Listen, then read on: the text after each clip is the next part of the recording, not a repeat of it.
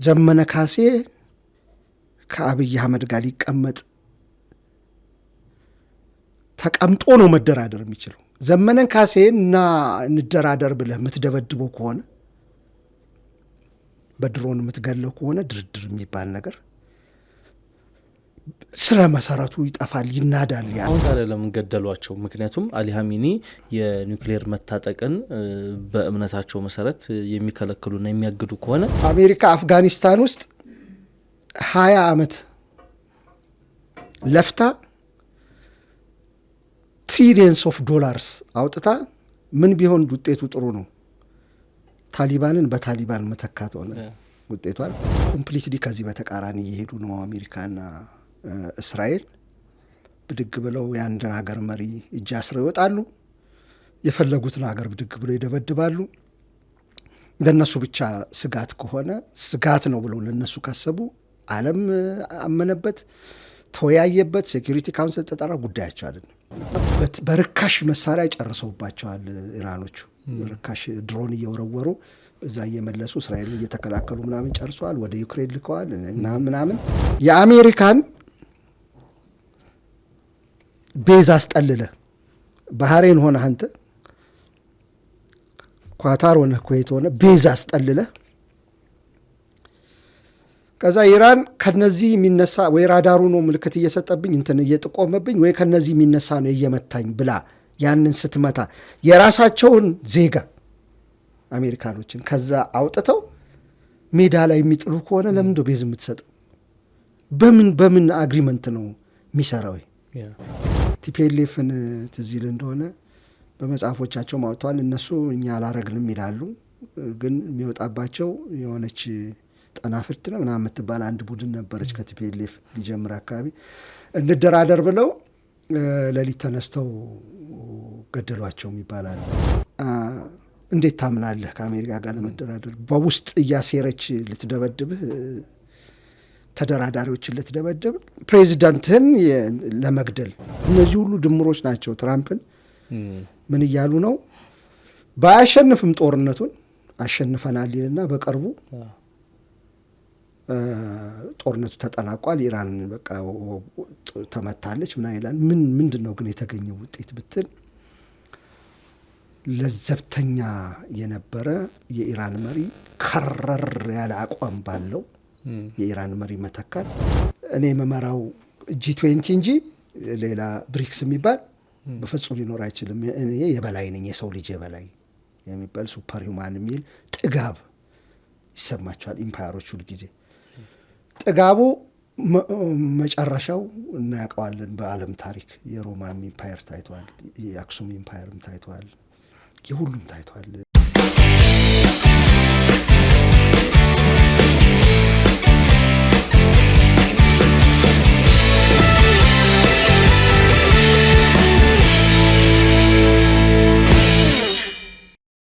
አክብሮታዊ ሰላምታችን በያላችሁበት የዓለም ዳርቻ የደረሳችሁ የተወደዳችሁ የአንድ አፍታ ቤተሰቦች ከአንድ አፍታ ወደ እናንተ የሚደርሱ የአንድ አፍታ ትንታኔ ዝግጅታችን ተጀምሯል። ከአማረ መኮንን ጋር ቆይታ እናደርጋለን። የመካከለኛው ምስራቅን ጉዳይ እናነሳለን። እንደተለመደው አብራችሁን ቆዩ። አሚን እንኳን ደህና መጣ። ሳምንትን ተሻግሯል። 12 ቀናት ተቆጥሯል። በመካከለኛው ምስራቅ አሜሪካና እስራኤል ኢራን ላይ ጦርነትን ከከፈቱ ያን ተከትሎ እንግዲህ በርካታ የፖለቲካ እንደዚሁም ደግሞ የኢኮኖሚ ቀውሶች በዓለም ዘንድ እየተፈጠሩ ይገኛሉ። ዶናልድ ትራምፕ በዛሬው ዕለት አንድ ንግግር አድርገው ነበር። በዚያ ንግግራቸው ምንድን ነው ያሉት? ጦርነቱ ኦልሞስት ባሰብነውና ባቀድነው መንገድ ሄዷል፣ እያበቃ ነው የሚል ነገርን አንስተዋል። ኢራን በበኩሏ የኢራን አብዮታዊ ዘብ በሰጠው ምላሽ ደግሞ በፍጹም ይህንን ጦርነት ለመቋጨት መወሰን የሚችሉት እነሱ ሳይሆኑ እኛ ኢራናውያንን የሚል ጉዳይ አንስተዋል። ትራምፕ እያፈገፈጉ ነው ወይ፣ አሜሪካና እስራኤል እያፈገፈጉ ነው ወይ የሚል ነጥብ አንስተን እሱ ላይ እንወያይበት። ምክንያቱም በአንድ ቀን ብቻ አሜሪካ ከ780 ሚሊዮን ዶላር በላይ በጦርነቱ እያወጣች ትገኛለች። በቀን 780 ሚሊዮን ዶላር እንግዲህ በ12ና 13 ቀናት ሲባዛ ምን ያህል ቀውስ እንደሚያስከትል የሚታወቅ ነው። በአንጻሩ ኢራን እስካሁን ድረስ በርካታ ርካሽና እንደዚህ ያረጁ ድሮኖችንና ሚሳኤሎችን ስተኩስ እንደከረመችም መረጃዎች ያመላክታሉ። ይህን ተከትሎ ትራምፕ ይህን በመረዳት ቀውሱ እየሰፋ በመሄዱ እያፈገፈጉ ነው የሚሉ ጉዳዮች እየተነሱ ይገኛሉ። በእርግጥ ትራምፕ ራሳቸውን ለድርድር አዘጋጅተው ለንግግር አዘጋጅተው ነው ጦርነቱ እያበቃ ነው ያሉት? እስካሁን ባየኸው ሁኔታስ በእርግጥ የጦርነቱ ድል ወደነ እስራኤል አዘን ብሎ ጦርነቱ እየተቋጨ ነው ማለት እንችላለን? ከዛ ነነሳ። እሺ፣ ትላንትና የኢራኑ መሪም ጠቅላይ ሚኒስትሩ ከአልጀዚራ ጋር ነበራቸው ውይይት ነበራቸው። ድርድር አናረግም ብለዋል ከአሜሪካ ጋር። በተለይ ከአሜሪካን ጠርተው ነው ድርድር አናረግም ያሉት። ለምን መሰለህ? ይገባኛል ምን እንደሚሉ። አሜሪካና እስራኤል ይሄ በህግ የሚመራ ዓለም ህግ እንኳን አይደለም፣ ሩል ቤዝድ ኦርደር ይሉታል። ሩልና ሎው ይለያያል። ግን እነሱ ባወጡት ህግ እነሱ በሚጭኑት በአትሊስት ኖርማል ሆኖ አገራት እርስ በርስ ሳይዋጉ ወይም ደግሞ ከተፈጥሯዊ ነገር ኖርምስ ከትክክለኛ አካሄድ ተብሎ እንግዲህ በሰው ጭንቅላት ውስጥ ትክክለኛ አካሄድ ተብሎ ከዛ ባፈነገጠ መመራቱን ትቶ ደንቦችን እያከበረ ምናምን የሚሄድበትን ዓለም ጥያቄ ምልክት ውስጥ ከተውታል አሜሪካና እስራኤል። ለምንድን ነው እንደምልህ ዩናይትድ ኔሽን ኦልሞስት እያፈረሱት ነው። ከሁለተኛ ዓለም ጦርነት በኋላ ይህኛው ጦርነት እንዳይደገም ተብሎ የተቋቋመ እንዲህ አይነት የገባንበት ጣጣ ውስጥ ድጋሚ እንዳንገባ የዓለም ማህበራት ነው። ከዛ በፊት ሊግ ኦፍ ኔሽንስ ነበረ። ከዛ አሜሪካ አስተባብራ ቻርተሮች ጸድቀው የዩናይትድ ኔሽን መተዳደሪያ ደንቦች ጸድቀው ህግን ተከትሎ ዓለማት እንዲጓዙ ዝም ብሎ ያገኘው አንድ አገር ብድግ ብሎ ያገኘውን አገር የሚደበድብበት ሶቨርኒቲን የሚጥስበት የሰብአዊ ድርጊት የሚፈጽም የወንጀል ድርጊቶችን የሚፈጽምበት ሁማኒታሪያን ክራይሲስ እንዳይፈጠር የሚያደርግበትን ሁኔታ እናመቻምች ተብሎ ነው። ኮምፕሊትሊ ከዚህ በተቃራኒ እየሄዱ ነው አሜሪካና እስራኤል። ብድግ ብለው የአንድን ሀገር መሪ እጅ አስረው ይወጣሉ። የፈለጉትን ሀገር ብድግ ብለው ይደበድባሉ። ለነሱ ብቻ ስጋት ከሆነ ስጋት ነው ብለው ለነሱ ካሰቡ ዓለም አመነበት፣ ተወያየበት፣ ሴኩሪቲ ካውንስል ተጠራ፣ ጉዳያቸው አይደለም፣ ይፈጽማሉ። ይሄ ወደ ምን ወረደ? በኋላ ድርድር የሚባል ጥሩ ጽንሰ ሀሳብ በሰዎች እኛ ኢትዮጵያ ውስጥ ውጊያ ሲደረግ ተቃዋሚዎችና መንግስት ፌዴራል መንግስት ይደራደር ስንል ከመንግስትም ኃይሎች ተወጣተው ታዛቢዎች ከአሜሪካ ኤምባሲ የሚሆን ከምናምን ሄደው ከፋኖ ሰው መጥቶ ከቲፒኤልኤፍ ሰው መጥቶ ከኦላ ሰው መጥቶ መነጋገሩ ላይ ማመን አለብ። ያ ኢንስቲትዩሽን ያ አሰራር ካልታመነበት እንዳይታመን ካረከው ድርድር የሚባል ነገር ቀረ ማለት ነው። ዘመነ ካሴ ከአብይ አህመድ ጋር ሊቀመጥ ተቀምጦ ነው መደራደር የሚችለው። ዘመነን ካሴን እና እንደራደር ብለህ የምትደበድበው ከሆነ በድሮን የምትገለው ከሆነ ድርድር የሚባል ነገር ስረ መሰረቱ ይጠፋል፣ ይናዳል። የዓለም ይሄ ስርዓት ነው። አሁን እስራኤልና አሜሪካ እያደረጉ ያሉት እሱ ነው። ፍልስጤማውያንን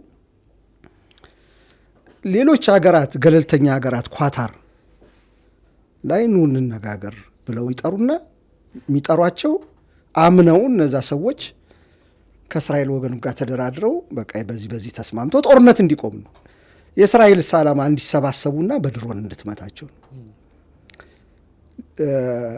ናስራላህን የሂዝቦላውን መሪ የገደለችው በዚህ ነው። ድርድር ነው ብለው አምነው በተገኙበት ወይም ድርድሩ ጥሩ ውጤት ያመጣል ተብሎ አደራዳሪዎች ሂዝቦላ በቃ እንትኑን ሊያወርድ ነው፣ ጦር መሳሪያውን ሊያወርድ ነው፣ እንደዚህ ሰራዊት መሀል ድሮ የነበረ ሰራዊት አለ ድንበር ላይ እንትን ሊል ነው ብሎ ኮንፊደንስ ቢውልድ ታደርግና ስትወጣ እስራኤል እሱ የምትጠቀምበት ለምንድን ነው? ለአንተን ለመግደል ነው። የኳታር ላይ የፍልስጤም የሐማስን ተደራዳሪዎች ጠርታ ኳታር ወዳጅ ነች ለእስራኤል ለአሜሪካ ወዳጅ ነች። ገለልተኛ ሀገር በመሆኗ ሁለቱም ያመኗት ማለት ነው እንድትደራደር። ኳታርን አልፎ ሄደው የኳታርን እንትን ጥሰው የሐማስን ተደራዳሪዎች ደበደቡ። አሜሪካን አሁን አልደራደርም የሚልበት ኢራኖቹ በዚህ ምክንያት ነው። እየተደራደርን ነው እያሉ ቆዩ። እኛ እኮ እዚህ ፕሮግራም ሰራን፣ ጥሩ ፕሮግረስ እየታየ ነው እየተባለ ኦማኖቹ ምስክርነት እየሰጡ ገለልተኛ ናቸው ኦማኖች እየሰጡ ኳታሮቹ ምስክርነት እየሰጡ ጥሩ መስሎ ሲታያቸው፣ ሰላም ሊፈጠር ነው መስሎ ሲታያቸው እስራኤሎች ጥቃት ጀመሩ። ያውም ከኦማን ገና ተደራዳሪዎቹ ውይይታቸውን ሳይጨርሱ የመጀመሪያው ጥቃት የተፈጸመው። ይሄ ለዓለም ስርዓት ትልቅ ጠባሳ ነው። በቀላሉ እየሻሩት የሚገኙ ዛሬ ኃይል ስላላቸው ይመስላቸዋል። ግን ፕሬዚደንቱ በሌላው ዓለምም ና እንደራደር እያልክ የሚዋጋህን አካል እየጠራህ የምታርድ ከሆነ ነገሮች በእንትን ብቻ ማለቅ አለባቸው ብለህ እያመንክ ነው። በቃ ድርድር የሚባል ጽንሰ ሀሳብ ቀርቶ በጦርነት ያሸነፈ ብቻ። አሁን አሜሪካ ስለምትረዳቸው፣ አውሮፓ ስለምትረዳቸው ከህግ በላይ ነን ብለው አሜሪካኖቹንም ጎትቶ ወደዛ ወስዷቸዋል። እነሱም ከህግ በላይ እየሆኑ ነው። እንዳየኸው የቦርድ ኦፍ ፒስ ተብሎ ፍልስጤም ውስጥ በሐማስና እስራኤል ተብሎ የተቋቋመው እንትን የተጫነ ነው በላዩ ላይ። ያንን ማድረግ የሚገባው ዩኤን ነበር በፊት። አሁን ዩኤን አያስፈልግም። ዩኤን ያላስፈለገበት ምክንያት ምንድን ነው? 198 ሀገሮች ሲሰባሰቡ 197ቱ ከህግ ጋር አብረው ይቆማሉ። ብዙዎቹ ሶቨሬኒቲ ጣስ ከተባለ ይቆማሉ አብረው። ኢሰብአዊ ወንጀል ተፈጽሟል ከተባለ፣ የጦር ወንጀል ተፈጽሟል ከተባለ አብረው ይቆሙና እስራኤልን ያወግዛሉ። ይህንን አልወደዱትም አሜሪካኖቹ። ብቻዋን ማነች የመጨረሻው አምባሳደር የነበረችው ብቻዋን እጇን እያወጣች ትሽራለች የ197 ሀገር ስምምነት። በኋላ የእስራኤል እንትኖች እየገቡ ቻርተሩን መቅደድ ጀመሩ። እንትን ይህን የሚረባ አይደለም አሉ። ለምን ሌላው ሀገር በሙሉ ልክ አይደለም የምትሰሩት ስላለ ብቻ። አሁን ጭራሹኑ ዩኤን አያስፈልግም ባይፓስ አድርገው የራሳቸውን እየሰሩ እየሄዱ ነው። ስለዚህ ህግና ስርዓት የሚባል የሰው ልጅ ሰው የሆነበት ነገር እኮ ነው። የሰው ልጅ ከአውሬነት ባህሪ ወጥቶ ሰው የሚያደርገው ህግ ናቸው። ህግን መከተል ሲጀምር ኖርሞችን፣ ደንቦችን፣ እሴቶችን እየገነባ ሲመጣ ነው ያደረገው። እሱን እየሸረሸሩ ያጠፉት ነው። ለዚህ ነው እንዴት ታምናለህ ከአሜሪካ ጋር ለመደራደር? በውስጥ እያሴረች ልትደበድብህ፣ ተደራዳሪዎችን ልትደበድብ፣ ፕሬዚዳንትህን ለመግደል፣ የሃይማኖቱን መሪ ለመግደል ከውስጥ እያሴሩ እዚህ ጋር ግን ቁጭ ብለው ድርድር እናርግ ሲሉ ሊያምኗቸው እንዴት ይችላሉ? እስራኤል ቆይቷል ከተበላሸች እንደ ሀገር ማለት ነው። በእኛ ህይወት ጊዜ ላይሆን ይችላል፣ ግን ማግኘቱ አይቀርም የሰራችውን ስራ ማለት ነው። መልስ ይሰጣል። ምድር ላይ እንደዛ ነው። ዋት ጎዝ ራውንድ ካምስ አራውንድ የሚባል ነገር አለ። ወይም ካርማ ይዘ ቢችሉ ታላላሎቹ ይመጣል ተመልሶ። አንድ ጊዜ በልጅ ልጆቻችን ምናል ሊሆን ይችላል። እና ድርድር አሁን ኢራኖቹ ቢጠራጠሩ አይገርመኝም። ልህን ተአማኒነት የሚባለውን ነገር ሁለት ወገኖች ሸርሽረው ጨርሰውታል። እያፈገፈገች ነው ወይ ላልከኝ ማሳያዎቹ ምንድን ናቸው? ማለት ተንታኞች እንደሚሉት እኔም እንደታዘብኩት ከሆነ በአጭሩ እንጨርሰዋለን፣ ዋና ዋና መሪዎችን ገለን አሉ የሚባሉ የሪቮሉሽናሪ ጋርዱንም የሃይማኖት መሪዎችንም አሉ የሚባሉትን ጉምቱ የበሰሉ ሰዎች ከመታን በኋላ እንትኖቿን ካወደምን በኋላ ለእስራኤል ስጋት ነው የተባሉት የኒኩሌር ቦታዎችን የቦለስቲክ ሚሳይል አስወንጫፊዎችን ምናምን ከመታን በኋላ እና የኢኮኖሚክ ኢንፍራስትራክቸሯን አንዴ ከደበደብን መገዳደር አይችሉም ያቆማሉ ወዲያው ብለው ነበር ያሰቡት። ሲጀምሩ እንዳሰቡት ሆኖ አልተገኘም። ባለፈው ጊዜ ተመልካቾቻችን ያስታውሳሉ። እያንዳንዱን ለመተንተን ሞክረናል እየተደረገ ያለውን። አሁን ቅድም ያልከው አንተ በዛው ቀጥሏል ነገርየው። በቀን ወደ $1 ቢሊዮን አካባቢ አሜሪካ እያወጣች ነው። ባለፈው ጊዜ እንዳልነው ኢራን በቀላሉ $20,000 ነው የምትሰራቸው እንትኖቹን እንደ መፈልፈል በለው በቀላሉ ይሰራሉ። ስተኩሳቸው እነሱን $5 ሚሊዮን ኢንተርሴፕተር ነው የሚከላከሏቸው ዩኤኢ አሜሪካም እንዳለ። እስራኤል ብዙም መከላከል የለባትም። ዙሪያዋን ከበው የሚከላከሉላት ሀገሮች አሉ። አስገራሚ ነው አንዳንድ ጊዜ እና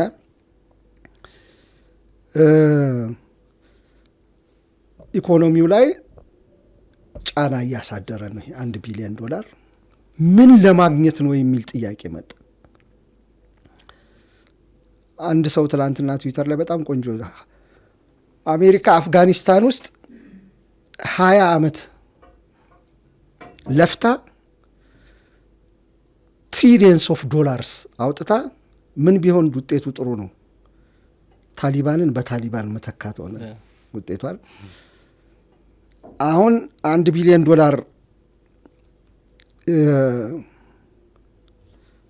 በቀን ይወጣል። ሌሎቹን ደምረን መቼስ በጣም ብዙ ነው። እነዛን እስራኤልንም ሁሉንም ብንደምር ብዙ ነው የሚሆነው።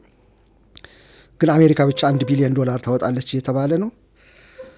አውጥተው ምንድን ነው ያመጡት የሚባል ነገር ጥያቄ እያመጣ መጣ። አሁን አያቶላ ካሚኒ ተገለዋል። አያቶላ ካሚኒ እኔ እንዳነበብኩት ከሆነ ልጃቸው እኚኛው ልጃቸው እንዳይመረጡ ይፈልጉ ነበር የሚል አይቻሉ። ሙጅታባ አሁን የተመረጡት በብዙ ነገር አይስማሙም። በእስልምና ካወቅ ፋትዋ የሚባል አለ፣ የእምነት መሰረት የሚከተሉት። በፋትዋ ምክንያት ካሚኒ ኢራን ኑክሌር እንድትሰራ አይፈልጉም። በእስልምና የህዝብ ጨራሽ እንትን መስራት ልክ አይደለም እያሉ በቃ 60% ከደረስን እያሉ የሚታገሉ ነበሩ። ይሄ አሜሪካኖቹም እስራኤላቹም ያውቁታል በደንብ። ባለፈው ጊዜ ካሚኒ ሊገደሉ ነበር ሲባል በ12ቱ ቀን ጦርነት እንዳይገደሉ ያደረጉበትም አንደኛ ምክንያት አሜሪካኖቹ ይህን ስለሚያውቁ ነው እየተባለ ነበር። አሁን አይናቸውን ጨፍነዋል። አሁን ታዲያ ለምን ገደሏቸው? ምክንያቱም አሊ ሀሚኒ የኒውክሌር መታጠቅን በእምነታቸው መሰረት የሚከለክሉና የሚያግዱ ከሆነ አሁን ለምን ሊገሏቸው? ጭራሹኑ ሚክ የሆነ አንገቱን የደፋ ሉዓላዊነቱን አሳልፎ የሚሰጥ ከዛ ውስጥ መርጠን አንድ እናወጣለን። ሀሚኒ እኮ እንትን ቢሉም ምንድነው ኒውክሌር መስራቷን ቢከላከሉም ያን ያህል ኢንሪችመንት ከእንትኑ ጋር እየተጣሉ ነው ባይዘው ወይ ከሪቮሉሽናሪ ጋር እየተከላከሉ ቢሆኑም በእንትን ላይ ግን ቁርጠኛ ናቸው።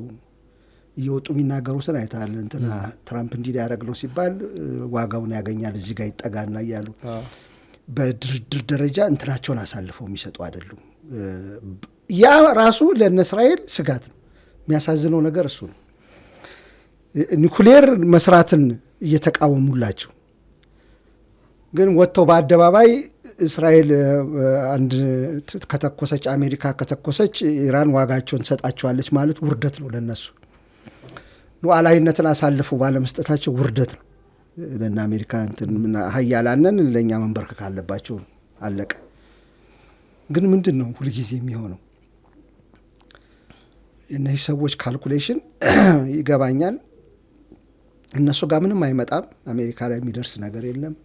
እስራኤል የሆነ ጥቃት ይደርስባታል፣ በኋላ ከምታደርሰው ጉዳት አንጻር ምንም አይደለም። ግን ሌላው ዓለም እንደፈለገ ቢሆን ጉዳያቸው አለመሆኑን የምታውቀው ሁልጊዜ ለዘብ ያሉ መሪዎችን ይገሉና ከስር የሚወጡት ደግሞ የባሰ የሚያከሩ ናቸው። ሐማስ ላይ የፈጸሙት ይሄን ነው።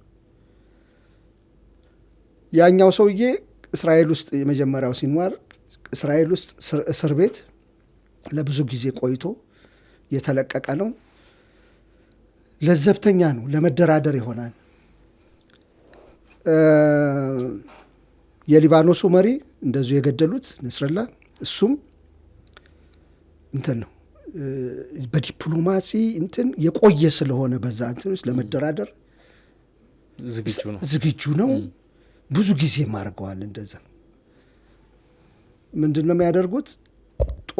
ዋናው ዓላማ ሰላምን ማምጣት ስላልሆነ አካባቢውን መበጥበጥ ስለሆነና እነሱ ጉልህ ሆነው እስራኤል ጠባቂ ሆና መውጣትን ስለሆነ ለዘብ ያለ ለመደራደር የተዘጋጀን በሙሉ እያደነች ትገላለች። ልክ ሊሳካ ሲል ሄዳ ትገላለች። በጀትም ቢሆን በድሮንም ቢሆን ከዛ ያነጅባሉ። በስንት ስለላ አግኝተ ነው በስንት ሞሳድ ይሄን ተጫወቱ። ምንም የተጫወተው ነገር የለም። ሰውየው ለመገደል ነው እዛ የተቀመጡት። ሲምፕል ይታወቃል እኮ ቤታቸው ቤታቸው የሚሰበሰቡበት ቤት ይታወቃል። ለእሳቸው ትልቅ ነገር ነው። በ86 ዓመት ሞቶ መከፈኛቸውን ከውስጥ ለብሰው ነው የሚሄዱት ይባላል። ለዛ ዓላማ ለመሞት ግልጽ በቃ የተዘጋጁ ናቸው። ምን ረቂቅ እንደሆኑ ሊያሳዩን ማለት ነው። ቤት ውስጥ ነስረላ የተገደለበት ቦታ የሂዝቦላው መሪ ስሙ ጠፋ።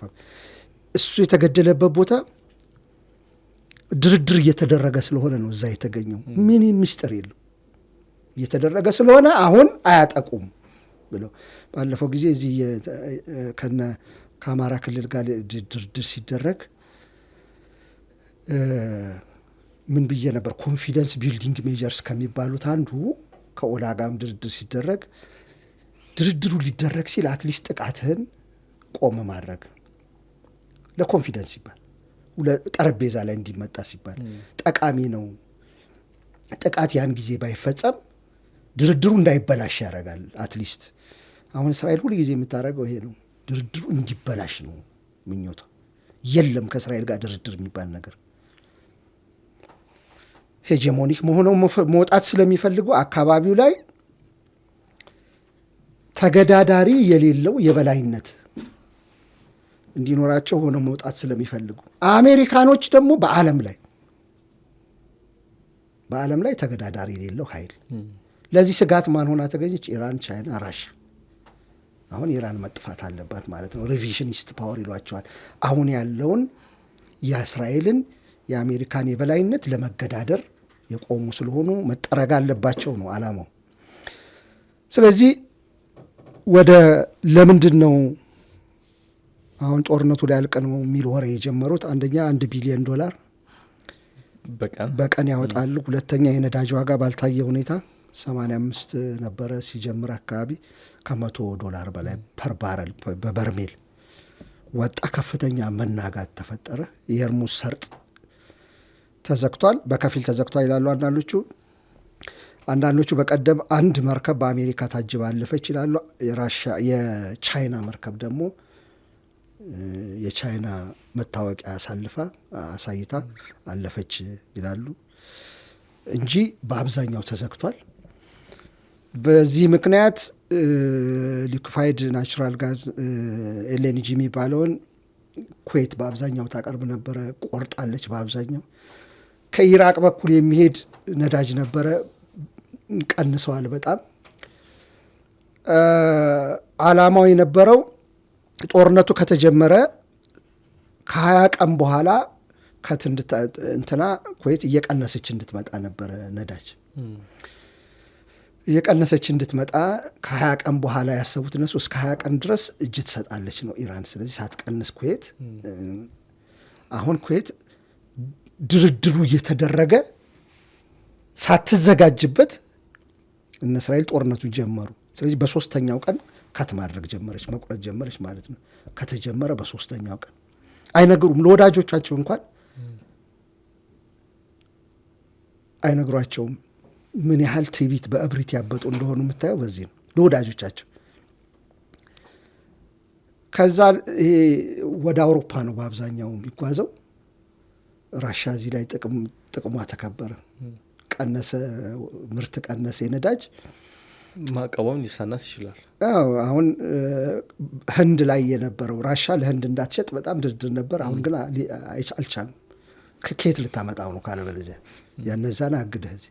አውሮፓም ጋዝ በጣም ስለሚፈልግ አቁሟል ከራሻ ጋር መግዛት አይደለም ባን ተደርጎ በዩክሬን ጦርነት ምክንያት ከየት ያምጣው? በዚህ ምክንያት ግፊት በዛ እንትና ላይ ትራምፕ ላይ። ከዛ ደግሞ ህዝቡ ራሱ የአሜሪካ ህዝብ ወደ 60% አካባቢ ነበር የተባለው የሚቃወም ጦርነትን 40% የነበረው አሁን 1/4 ብቻ ነው የሚደግፍ ያለው ጦርነቱ ከአሜሪካ ህዝብ። የቅርብ ቀን ፖሎች የሚነግሩ 1/4 ብቻ ነው። ወደ 25 ወረደ ማለት ነው። ከ40 ወደ 25 ወረደ። በዛው በሴኔት ውስጥም ከህዝቡ ባለፈ በሴኔት ውስጥም አዎ፣ ለምሳሌ ሪፐብሊካን ሆኖ ራሱ የሚቃወሙ 212 ለ219 ነው ያለፈው ጦርነቱ። ይቀጥል የሚለው በጣም በጠባብ ድምጽ ማለት ነው። ይጀምር የሚለው ላይ ግን አልተወያዩ ማለት ይቀጥል የሚለው ላይ ነው የተወያዩት። ስለዚህ በአሜሪካ ህዝብ ዘንድ መጀመሪያ ቀን ራሱ ሰልፎች ምናምን ነበሩ። አሁን ደግሞ 7ኛው የአሜሪካ ዜጋ ተከሏል። የአሜሪካ ሰርቪስ ማን የሚሉት እነሱ ወታደር። ለምንድን ነው ይሄ ሁሉ የሚለው ጥያቄ የአሜሪካ የስቶክ ማርኬት የሚናጋበት ምክንያት ምንድን ነው? ነዳጅ እንደዚህ ወጥቶ በየኪሳችን ነዳጅ እንትን ሲል እያንዳንዱ የአሜሪካ ዜጋም የሆነ የሌላው ዓለም ዜጋ ኪስ ውስጥ ነው አይደለም ወጪው አብረ ነው የምትካፈሉ። ዝም ብሎ እዛ ሚድል ኢስት የሚቀር አይደለም። እያንዳንዷ የምትገዛት ነገር እያንዳንዷ ትራንስፖርት የምትሄድባት ጨመረ ማለት ነው።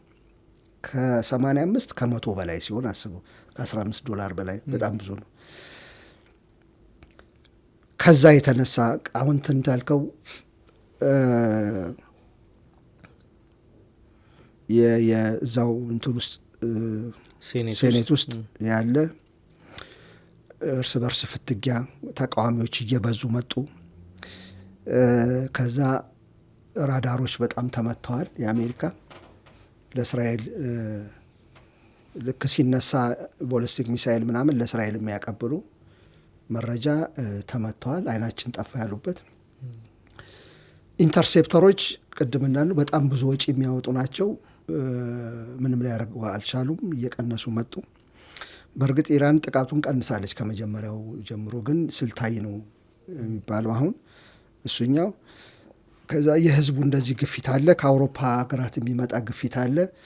ከአረብ ከኢራን ጎረቤቶች የሚመጣ ግፊት አለ። አንዳንዶቹ አባንደን አረጋችሁናል። የአሜሪካን ቤዝ አስጠልለ ባህሬን ሆነ አንተ ኳታር ሆነ ኩዌት ሆነ ቤዝ አስጠልለ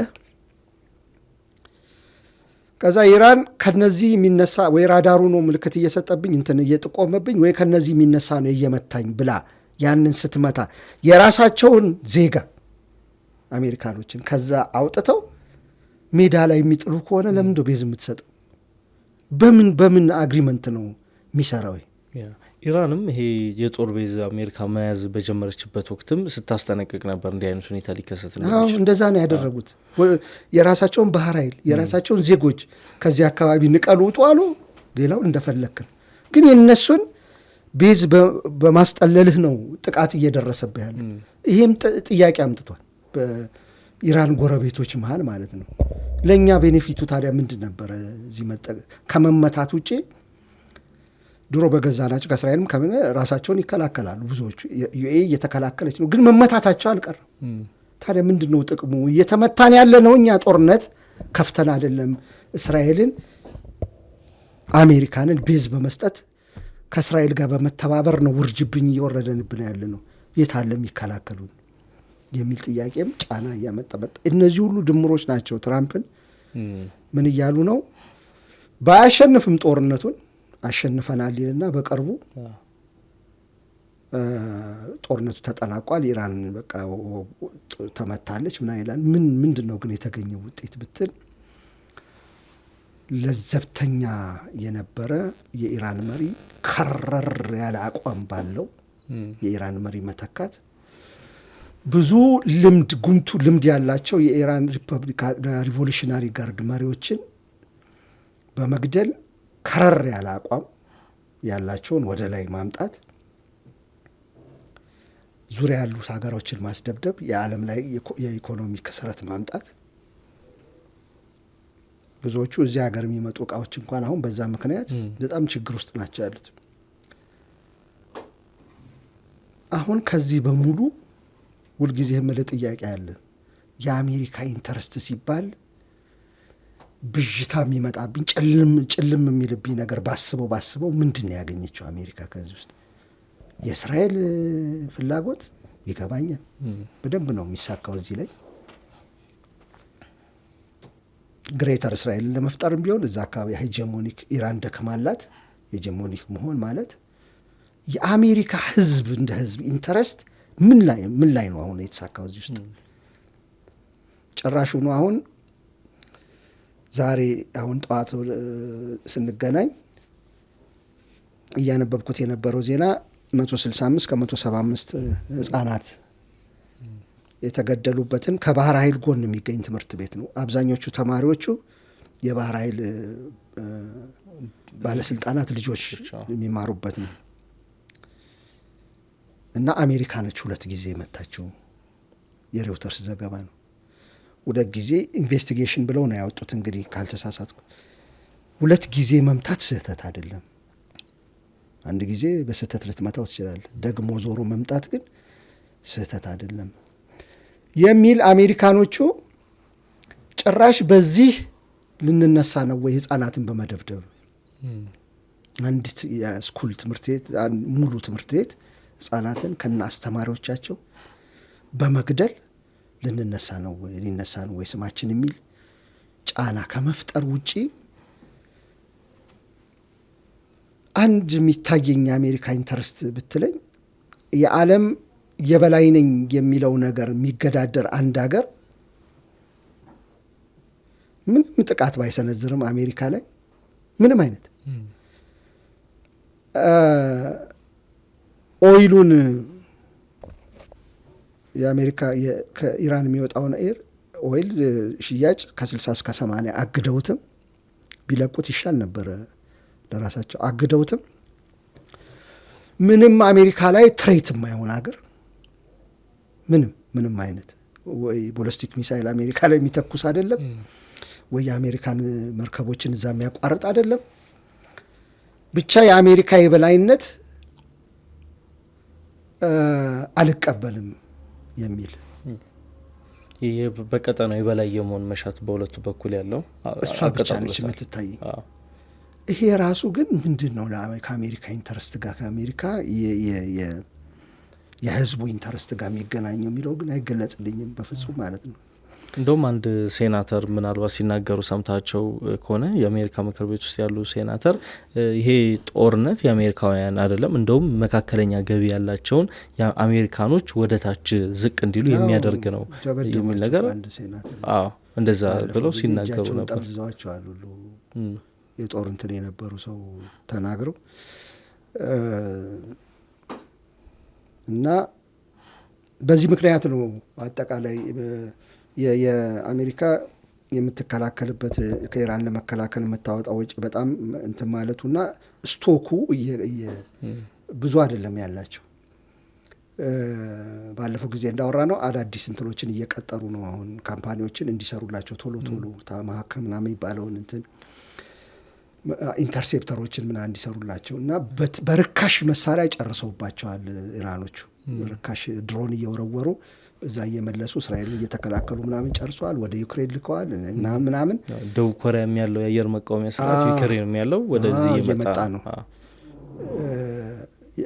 ባላሰቡት መልኩ ስለተራዘመ ነው። እዛው ባለውን ጨርሰዋልን ብለው ነበር ያሰቡት። በዚህ ምክንያት እና ከውስጥም ከውጭም ከአውሮፓም ከምናምን በሚመጣ ግፊት አሁን አሸንፈናል በቃ ብለዋል ሊሉ ይችላሉ እየተባለ ነው። ኢራን ግን ድርድር የለም ከአሜሪካን ጋር they cannot be trusted። ድርድር ትረስት ያስፈልገዋል፣ መተማመን አለብህ። ሩል ኦፍ ዘ ጌም የሚባለው በጨዋታው ህግ የማይመራ ድርድር ምንም ዋጋ የለውም። አንድ ኢራናዊን አሜሪካኖቹ የሚጠሩት የት እንዳለ ለእስራኤል ለመንገርና በድሮን ሊያስመቱት ነው፣ ልደራደሩ አይደለም። ስለዚህ ምን ዋስ ዘ ዩዝ ኢራኖቹ የሚደራደሩበት ምክንያት ምንድን ነው? መጥፎ ፕሬሲደንትም ለዓለም ነው ምልህ በዚህ ምክንያት ነው፣ ለሀገራችን ለእኛም ስለሚሰራ። ቲፒኤልኤፍን ትዝ ይል እንደሆነ በመጽሐፎቻቸው ማውጥተዋል። እነሱ እኛ አላረግንም ይላሉ፣ ግን የሚወጣባቸው የሆነች ጠናፍርት ነው ምናምን የምትባል አንድ ቡድን ነበረች ከቲፒኤልኤፍ ሊጀምር አካባቢ እንደራደር ብለው ሌሊት ተነስተው ገደሏቸው ይባላል። ድሮ በጣም ነበር የሚደንቀኝ እንዴት ሊሆን ይችላል በተኙበት ታርት የሚባለው የሚደንቀኝና አሁን እየሆነ ያለው እሱ ነው። አሁን እየሆነ ያለው እሱ ነው። ስለዚህ እኔ እናንተ ይሄ ጦርነት መጥፎ ነገር ነው ኦላ ከመንግስት ጋር ተደራደር የሚለው ወሬ ልናወራ አንችልም ማለት ነው። ካሁን በኋላ እንዲህ አይነት ነገሮችን እያስቀጠሉ የሚሄዱ ከሆነ መጥፎ ፕሬሲደንት ነው። እንትና ፋኖ እባካችሁ መሳሪያችሁን እንትን በሉ የትጥቅ ትግሉ ረገብ ይበልና ተደራደሩ ልትል አትችልም ማለት ነው። ጠርቶ ሊመታል ነው የሚል ነገር ከመጣ እንደ እስራኤል እንደ አሜሪካ ጠርቶ ከእንትናችን ወተን ከምሽጋችን ወተን ስንመጣ ሊመቱን ነው የሚል ነገር ከተነሳ ኮንሰፕቱ ጠፋ። ድርድር የሚባል ይህን ነው እያሳዩ ያሉት። ሌላውን ብዙ ጊዜ ስላወራሁት መደጋገም ነው።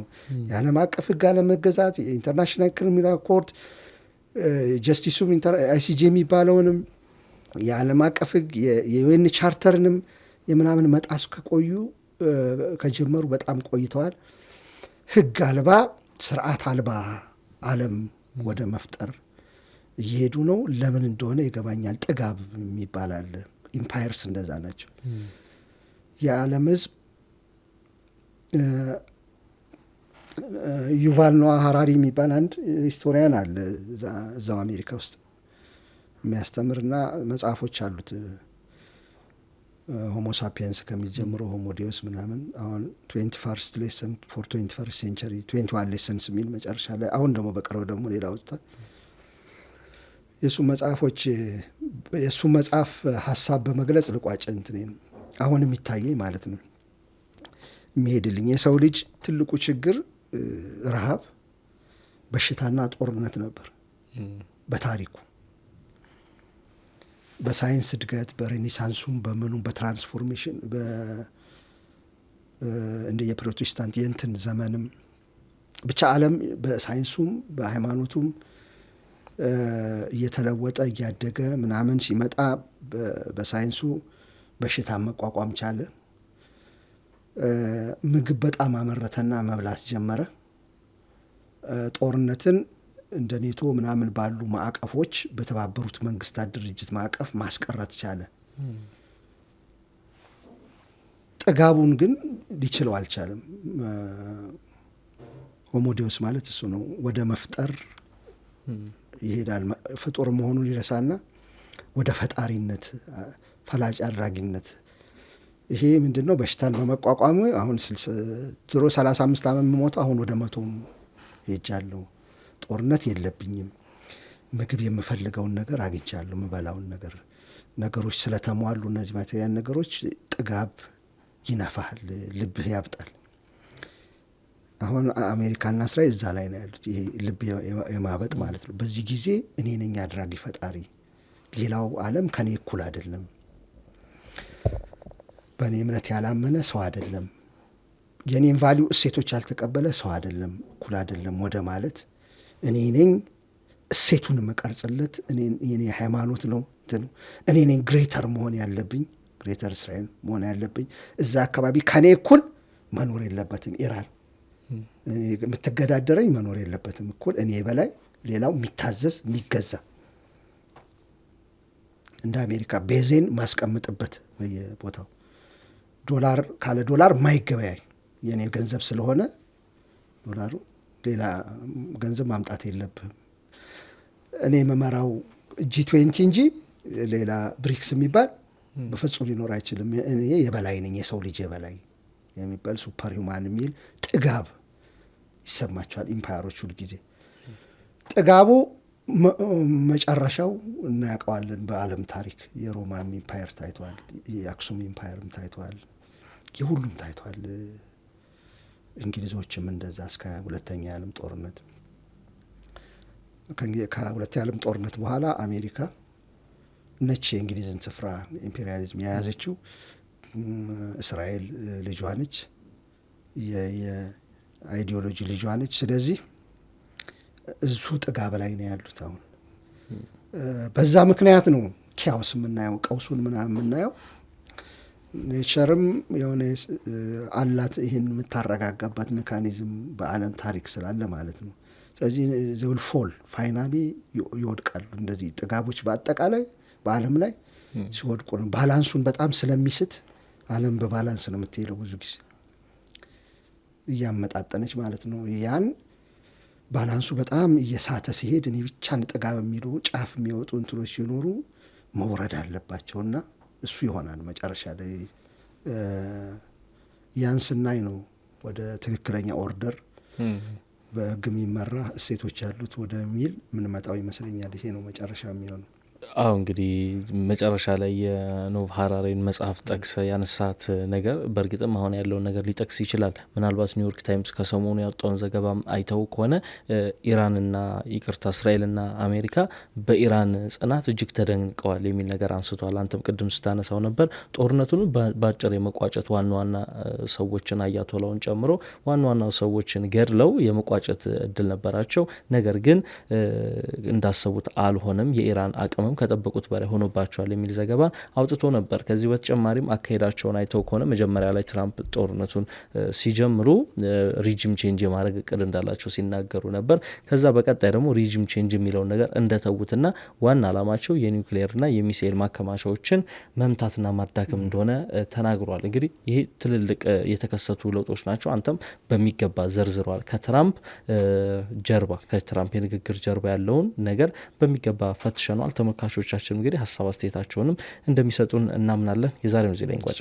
የተወዳጁ ተመልካቾቻችን የዛሬው መካከለኛው ምስራቅ ላይ ትኩረቱን ያደረገው ዝግጅታችን ይህን ይመስል ነበር። አብራችሁን ስለቆያችሁ እናመሰግናለን። መልካም ቆይታ